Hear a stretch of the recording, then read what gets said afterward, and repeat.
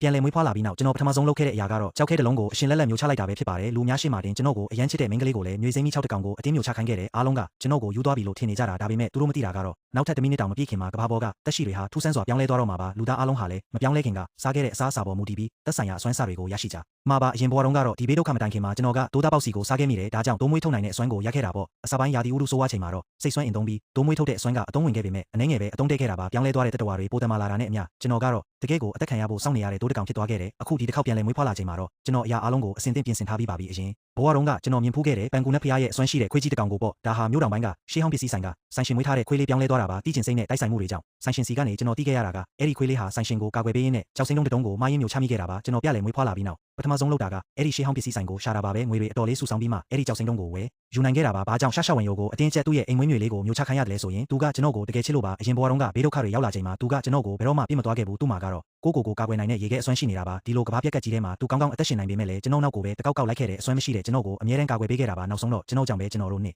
ယောက်လုံးတည်ဆုံးခဲ့ရတယ်အခုပြန်လည်မွေးဖွားလာချိန်မှာတော့သူ့ကိုပို့ပြီးအစွမ်းထက်တဲ့သူဖြစ်အောင်ကူညီပေးရမှာပါအရင်ဘဝကသူ့ရဲ့အိမ်မွေးမြွေစိမ်းလေးဟာငကားတကောင်ဖြစ်ပြောင်းလဲသွားခဲ့တာပါတကယ်လို့ဒါတိုက်ပွဲမှာရှေးဟောင်းဆိုင်ကခွေးကြီးကိုမရှုံးခဲ့ဘူးဆိုရင်နောက်တစ်ချိန်မှာငကားမင်းကြီးအဖြစ်တောင်ပြောင်းလဲနိုင်မှာပါဘာလို့အရှင်လက်လက်မျိုးချခိုင်းရတာလဲဆိုရင်ဒါဟာအရင်ဘဝကလူသားတွေရရှိခဲ့တဲ့အတွေ့အကြုံပါပဲအရှင်လက်လက်မျိုးချမှသာအစွမ်းစာအပြည့်အဝရမှာမို့လို့ပါကျွန်တော်ရဲ့ငကားကြောက်စိမ်ဒီတုံးကိုသာခွဲလို့ရမယ်ဆိုရင်သူ့ကိုတဝက်ခွဲပေးချင်တာပါအခုတော့ဒီငကားအစွမ်းဟာလည်းအရင်ဘဝကသူရခဲ့တဲ့ရေခဲအစွမ်းထက်အစပေါင်းများစွာပိုတာပါတယ်ကျွန်တော်အတင်းကျပ်လုပ်နေတာကိုမြင်တော့ဒုက္ခများစိတ်ရှုပ်ထွေးနေရှာတယ်တစ်ဖက်မှာကသူအရန်ချစ်ရတဲ့ကျွန်တော်နောက်တစ်ဖက်မှာကသူချစ်ရတဲ့အိမ်မွေးတိရစ္ဆာန်လေးသူ့စိတ်ထဲမှာအတော်လေးဝေခွဲမရဖြစ်နေတာပါကျွန်တော်ရဲ့ခိုင်မာတဲ့သဘောထားကိုမြင်တော့သူဆုံးဖြတ်ချက်တစ်ခုချလိုက်ပါတယ်တောင်းပန်ပါတယ်ညွေလေးရဲ့သူ့အတွက်ဆိုရင်ငါဘာမှမဆိုလုပ်ပေးနိုင်ပါတယ်သူဟာမျိုးအေးလေးကိုလမ်းယူလိုက်ပြီးတတန်းလုံးရဲ့ရှေ့မှာတင်ခောက်ဆွဲစားသလိုမျိုးချက်ချင်းပဲမျိုးချလိုက်ပါတော့တယ်သူပါကျွန်တော်နဲ့အတူလာယူနေတာကိုမြင်တော့တတန်းလုံးကចောင်းသားတွေစွန့်သွားကြတယ်အန်ကတက်ကြီးနဲ့ပဲကြည်နေနိုင်ကြပါ